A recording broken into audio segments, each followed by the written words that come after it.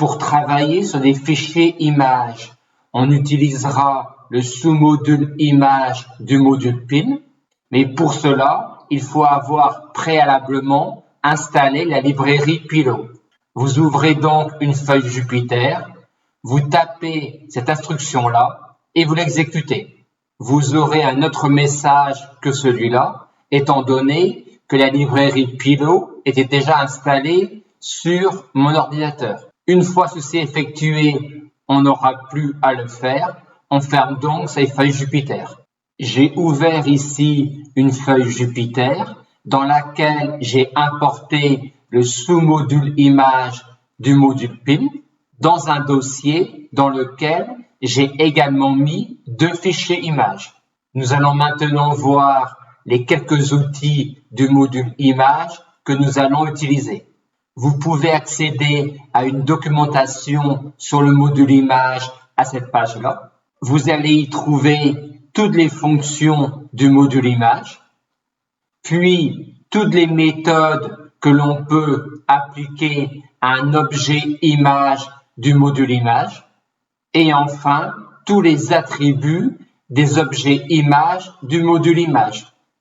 On utilisera uniquement la fonction open du module image, la fonction new du module image, la méthode getPixel sur un objet image du module image, la méthode putPixel sur un objet image du module image, ainsi que les attributs mode et size d'un objet image du module image. Avec cette syntaxe-là, on crée un objet image à partir d'un fichier PNG ou JPEG. Et le contenu est un objet image. On va le stocker dans une variable im. Quand j'ai entre les mains un objet image, je peux accéder à sa taille et je peux accéder à son mode. La taille signifie que l'objet image est une image 495 pixels sur 745 pixels. On a par exemple ici une image 390 pixels sur 594 pixels. Et chaque pixel de l'image a donc une abscisse X et une ordonnée Y. L'abscisse X étant compris entre 0 et 389 compris, et l'ordonnée Y étant compris entre 0 et 593 compris.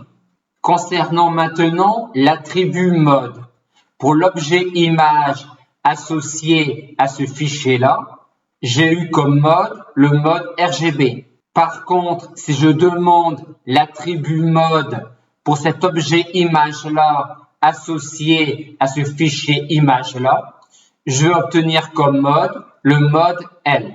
Dire que cet objet image-là a un mode qui est RGB signifie que quand je vais demander la valeur d'un pixel en un point de cette image-là, je vais récupérer un tuple constitué de 3 entiers, chaque entier étant compris entre 0 et 255 compris, la première valeur indiquant le niveau de rouge, la seconde valeur indiquant le niveau de vert et la dernière valeur indiquant le niveau de bleu. Et dire que cet objet image-là a un mode qui est L signifie que quand je vais demander la valeur d'un pixel en un point donné, je vais récupérer uniquement un entier compris entre 0 et 255 compris.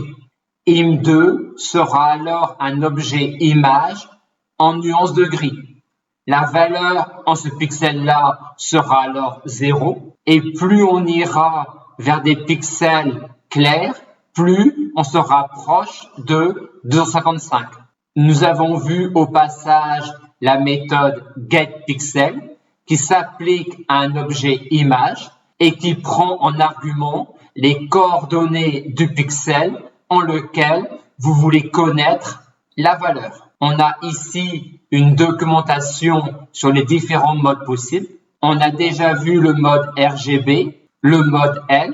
Pour le mode 1, qui correspond à un objet image uniquement constitué de pixels blancs et de pixels noirs, il n'y aura que deux valeurs possibles, 0 pour noir, 1 pour blanc. On peut aussi rencontrer une image en mode RGBA, auquel cas la valeur d'un pixel ne sera pas un triplé, mais un quadruplé, car viendra s'ajouter la composante transparence. Dans le même ordre d'idées, on peut avoir une image LA. Bien noter qu'avec la méthode getPixel, l'argument que l'on doit mettre est le couple des coordonnées. Dans ce que l'on fera, on aura deux façons de créer un objet image, soit à partir d'un fichier PNG ou d'un fichier JPEG, soit en utilisant la fonction new du module image. Ceci nous permettra de créer un objet image entre guillemets vierge, à partir duquel on actualisera ensuite la valeur de ces pixels.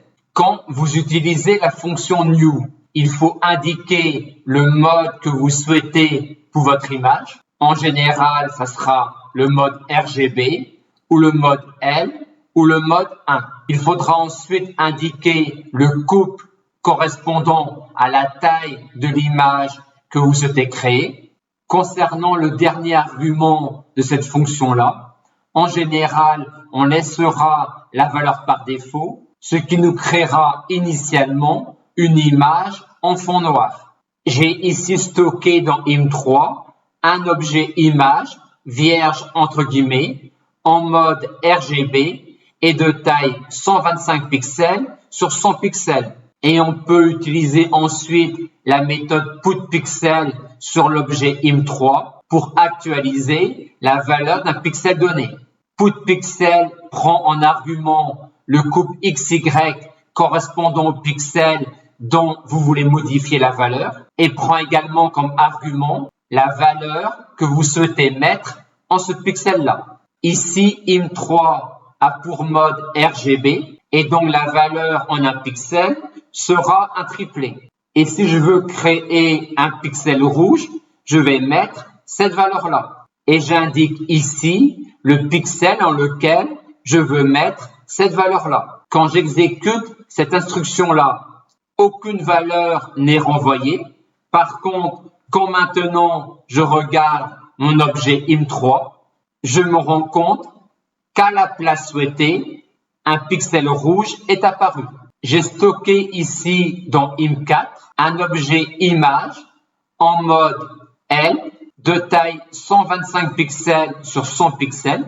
Comme j'ai gardé la valeur par défaut de color, pour l'instant, tous les pixels sont noirs. Je vais ici modifier la valeur d'un pixel de l'objet im4.